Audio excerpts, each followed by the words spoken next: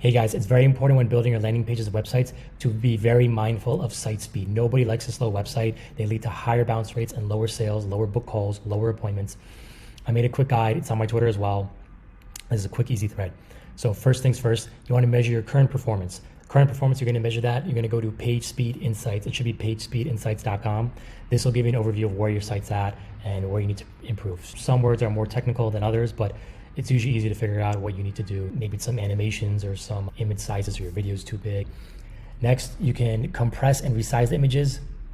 So you want to make sure the image widths are no bigger than 2,500 pixels. That's way too big. Nobody needs the pixels to be that big. And then next, use Tiny PNG to compress the images. You want to really compress them and make sure they're all 100 KB or under. So usually most images, you might have a 500K to 1 MB, but no, just take it up Tiny PNG. It's really quick. Try to get it under 100 KB. It's not going to really sacrifice quality. The image is going to look just as good. Third point, you want to embed your videos on YouTube instead of uploading. Don't use Vimeo. YouTube is better because these days everybody needs a YouTube channel. You need a YouTube channel. So you want to put your video first on YouTube because video files are very heavy and you will lose quality when you try to compress them. Most no-code and website builders, they're going to have a hard time getting uploaded videos bigger than 5 MB. So if you try to compress it, you're just going to lose quality. The video is going to not look good at all.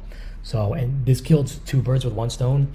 One, because when your video is on YouTube, it keeps the video lean. So YouTube will already compress the video for you and you maintain that quality. So then you just have it on your site. And then the second point is that it'll boost views on your YouTube channel. So you get more views, more traffic, both ways. So it's really just cross-pollinating your business as a whole.